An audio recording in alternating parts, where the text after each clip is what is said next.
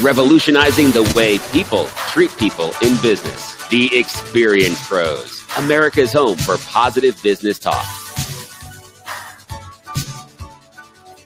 Welcome back to the Experience Pros Radio Show. Thank you for tuning in. This is America's home for positive business talk. We're positively thrilled that you are a part of this program. Thank you for tuning in. What do fishermen and entrepreneurs have in common? Think about that for a minute. Each are surrounded by tall tales that may not be entirely grounded in reality. And Cox Business did a survey asking 10 entrepreneurs and experts to tell them the biggest lies that are commonly told about entrepreneurship. And it's really kind of an interesting response series here that came up, because entrepreneurship is it means different things to different people, and sometimes you just kind of rub off the shiny a little bit from this when you get right into it. Here is what Duncan Cabaneu, who is the co-founder of Gainesville Development Academy, a software training center, and judge for Get Started Gainesville 2016, says about the biggest lie that he was told about being an entrepreneur. That being an entrepreneur is glamorous. The biggest lie or misconception in entrepreneurship is calling yourself a CEO when you're a startup. This represents what I call wantrpreneurship. Too many newbies want the glamour, but not the work. Being an entrepreneur is harder than a 9-to-5 job. You need to eat, sleep, dream it, and it ain't for the weary or the weak. That's what Duncan Cabaneu says. Interesting, he says that I see so many people call themselves the CEO of companies, and I think you probably shouldn't be allowed to use that terminology until you've crossed $250,000 or more in that, or you have a staff to be the CEO of. Otherwise, you're the chief bottle washer and cook in the whole thing. Sherry Harnett, who is a marketing leadership consultant, a professor, and a judge for Get Started Pensacola 2016, says, all you need is a good idea. That was the biggest lie that she came across. She says, an excellent idea is an important first step, but your business will not take off as a success unless you have a smart strategy and put passionate effort behind it. Topher Morrison, the executive director of Key Person of Influence, says, here's the lie that got their attention. Do what you love and the money will follow. No words have ever created more failed entrepreneurs than the notion that just because you love doing something, it will be a successful business and you'll make tons of money. In fact, oftentimes a person's love for doing something becomes their Achilles heel, because instead of running their business, they just focus on delivering the service they enjoy so much, and the business around them crumbles. Topher Morrison has a keen sense of awareness. Susan Armstrong, the president and CEO of Armstrong Chamberlain Strategic Marketing, says the lie that people told her about entrepreneurship was growth solves any problem.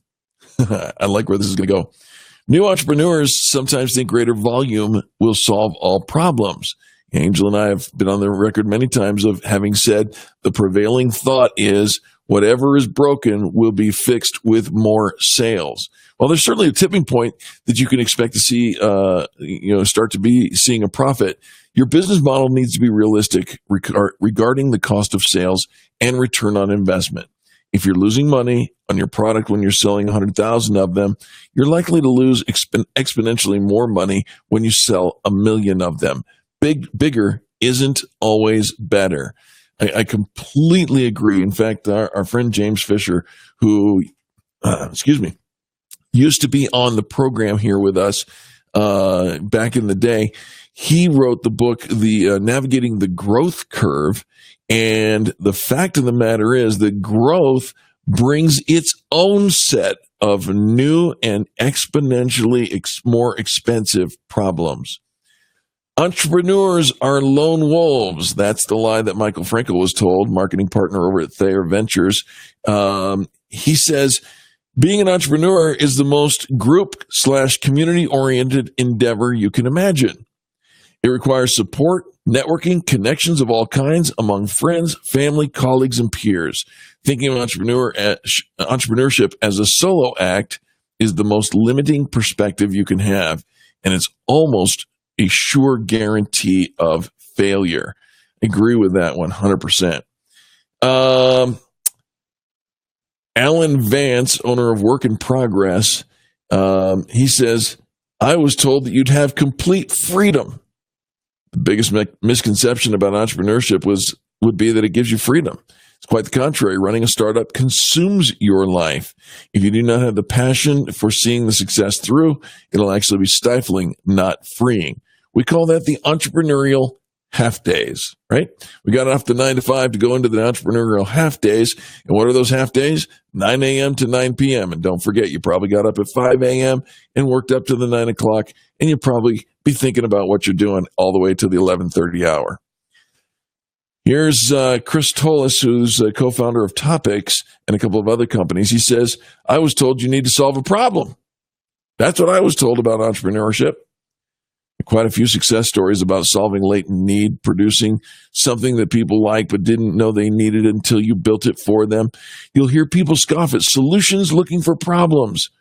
But there's no guarantee that solving a problem is going to make you rich, or putting something out there that no one knows they need yet will fail. And then Garrett Westlake, who's the executive director of the Da Vinci Center, says, I was told that entrepreneurship is a young person's game. Well, this should be interesting. The storybook version of entrepreneurship too often starts with a founder who dropped out of college to pursue their big idea.